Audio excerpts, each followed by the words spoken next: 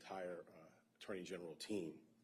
I also want to thank the team members who've worked directly on this matter so hard, including Assistant District Attorneys Michael Frantel and Daniel Possessor, Special Assistant District Attorney Gregory Morrell, Julieta Lozana, the Chief of our Major Economics Crimes Bureau here at the District Attorney's Office, Executive Assistant District Attorney Christopher Conroy, Susan Hoffinger, who heads our Investigation Division, and all of the many, and I want to pause when I say this, all of the many analysts, paralegals, investigators who are crucial not only to this investigation, but to all the work that we do here at the Manhattan District Attorney's Office.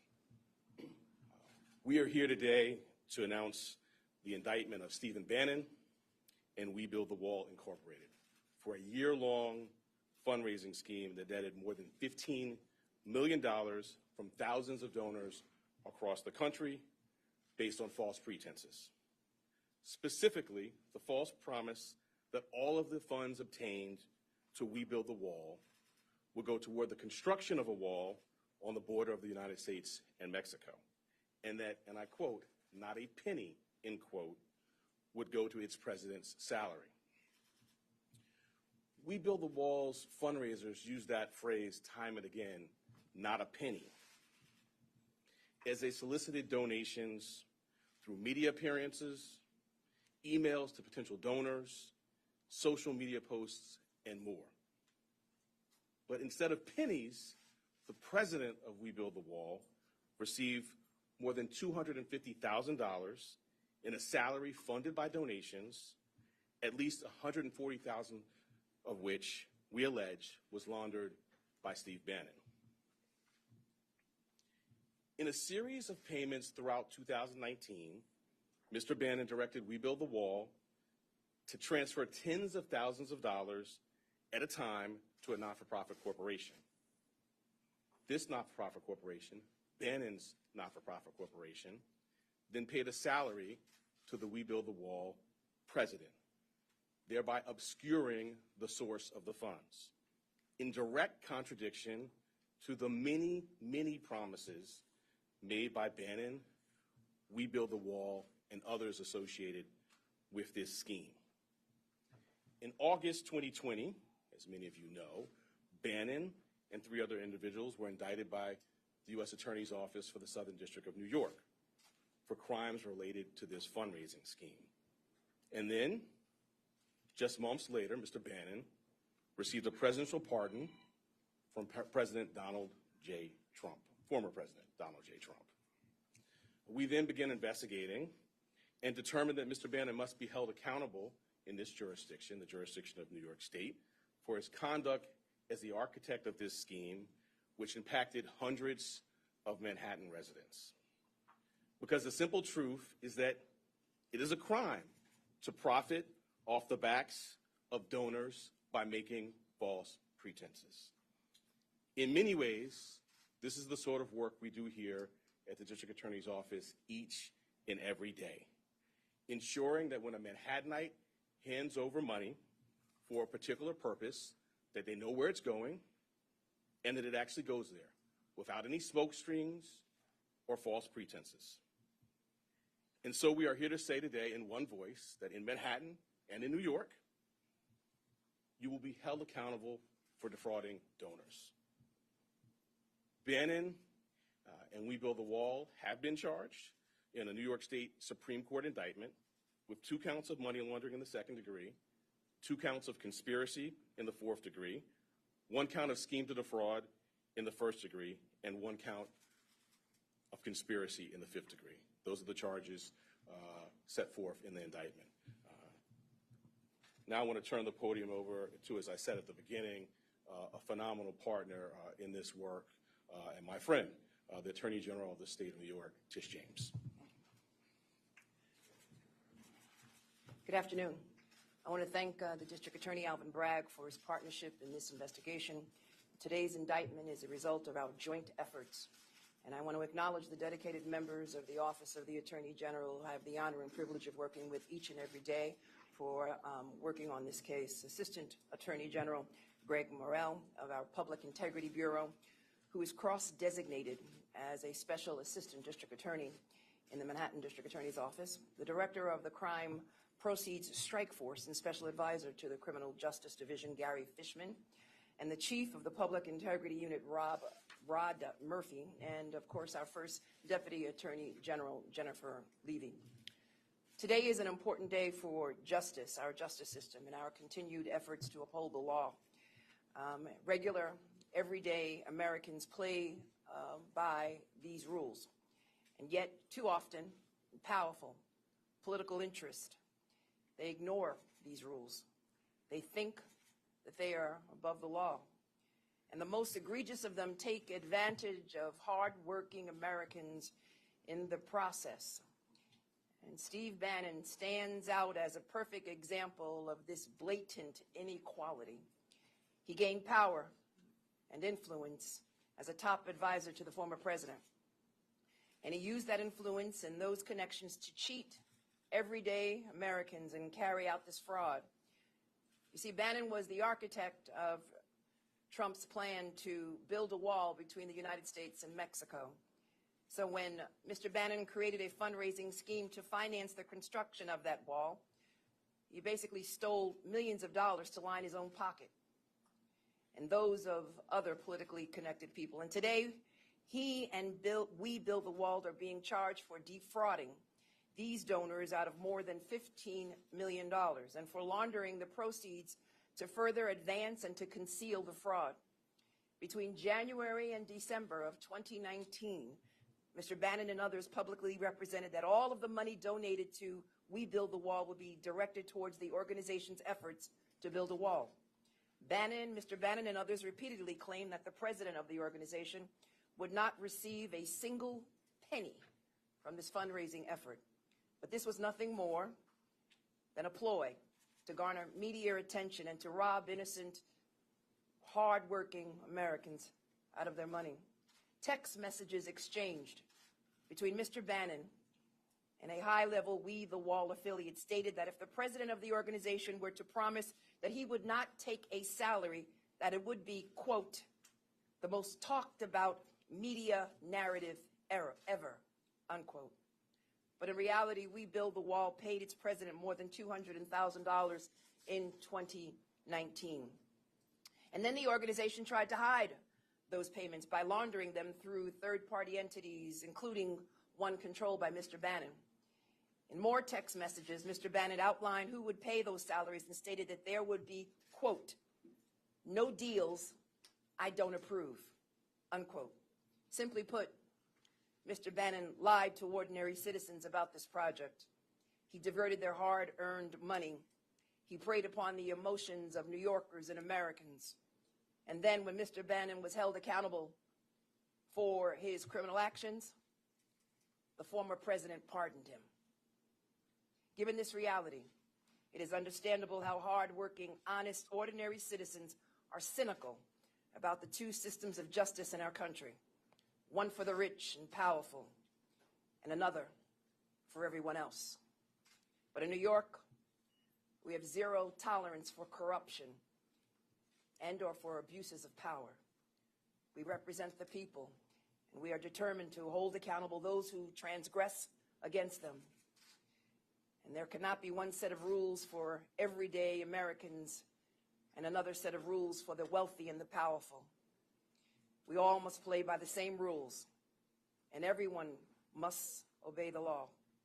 Again, I thank the District Attorney, Mr. Bragg, for his close partnership, his wonderful team, and I just really want to commend him and his dedicated team, and as well as those in my office for the work that they have done in getting justice today for Americans and in particular for New Yorkers. I think many of you may know this, but the arraignment, just as a matter of kind of housekeeping and logistics, the arraignment in this matter we anticipate will be this afternoon in room 1530 at 100 Center Street. That may not be news to some, but maybe someone wanted that information, so I wanted to provide it. We now have some time for some on-topic questions. I'm going to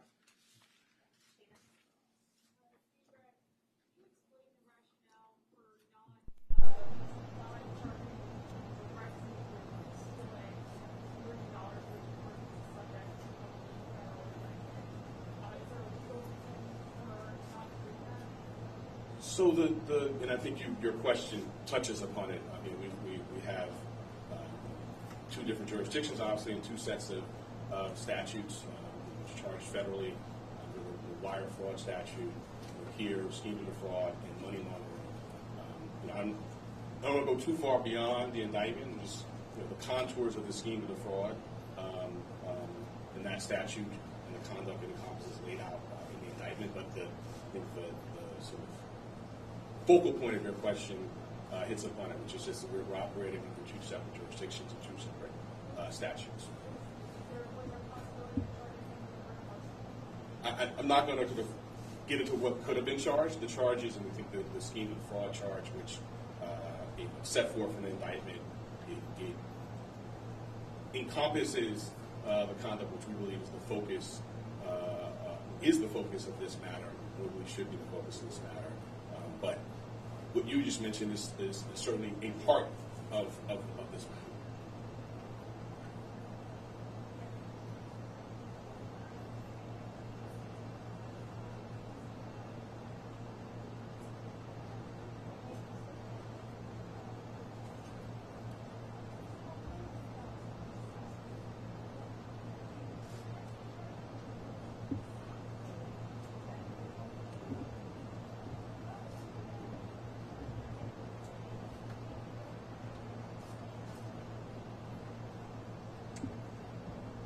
Of this indictment is basically based on the fact that they attempted to conceal the proceeds of this solicitation, and basically they defrauded Americans and New Yorkers. And they went to media, they went on media, they text, and they basically indicated that the president would not receive a penny, when in fact that just was not true. He diverted funds for the purposes of paying the president of this organization and for personal expenses as well.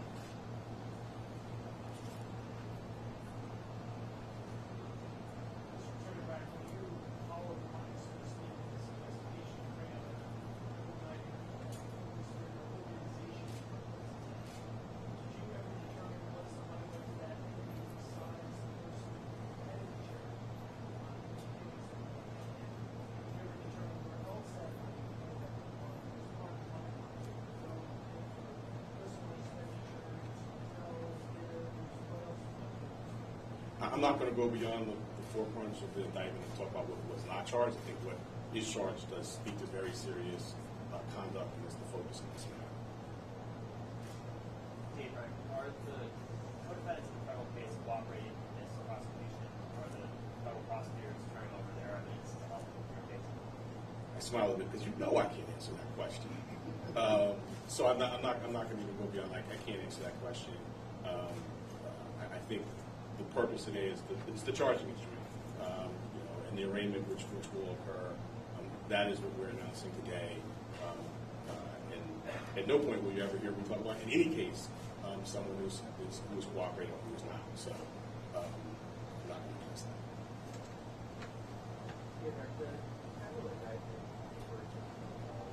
I'm sorry, how mobile?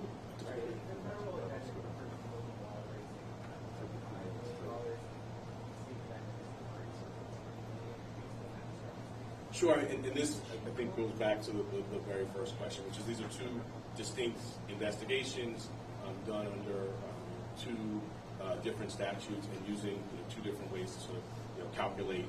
I can't really speak to how the federal prosecutors calculate. I know for us, that's the number in our indictment we believe is flows from ill-gotten gains from the false representations that were made. But just to clarify, that is all donors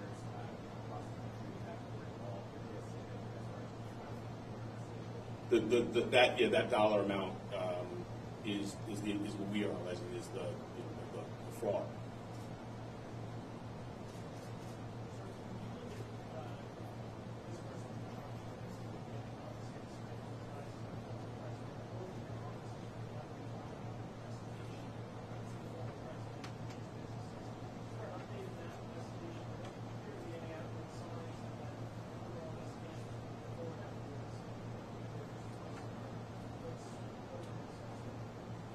Investigation is ongoing, and having been prosecuted for approximately 20 years. I'll use this opportunity to say that is as it should be. You should not know what's going to happen next. You don't want to do an investigation. So we are doing our work as we should, and when we have something to report by way of a court filing, or as we said in our statement, some other way of concluding the investigation, we will inform you. Thank you for the question.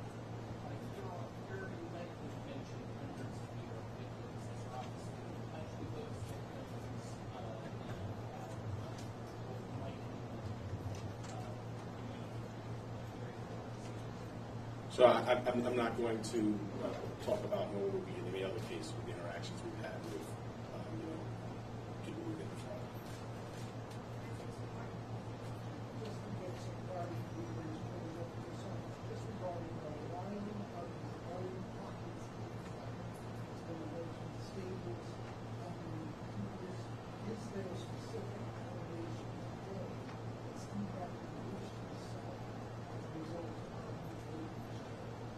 So, I think the Attorney General answered, and I will give my answer, which is, one, the document speaks for itself, as the Attorney General suggested, and I think, I'll try to be helpful here, there's a distinction between a factual allegation, which is, where did the money go? Some of the money went to Mr. Bannon, or Mr. Bannon's entity, I should say, and that distinction, which I think is maybe what this question is wrestling with, is distinct from what the charge is and the scope and parameters of the scheme of the fraud. So we have factual allegations, which you'll get asked about, and then the legal charge is the scheme of the fraud, which is set forth in the indictment, and I think encompasses a lot of very serious conduct.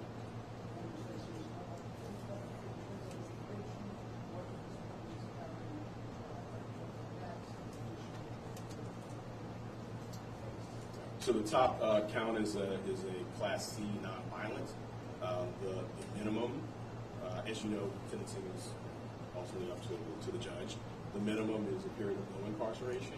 The maximum is a period of 5 to 15 years. So that means 5 years of incarceration at the point you'd be eligible for parole, but you'd be incarcerated for up to 15 years. Last question, correct? So the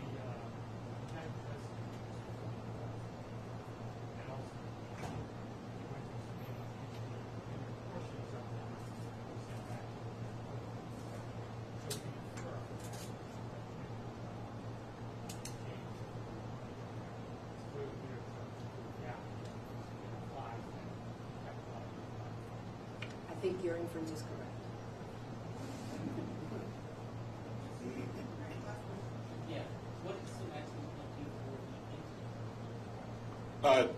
So you can't incarcerate an entity. It's a financial.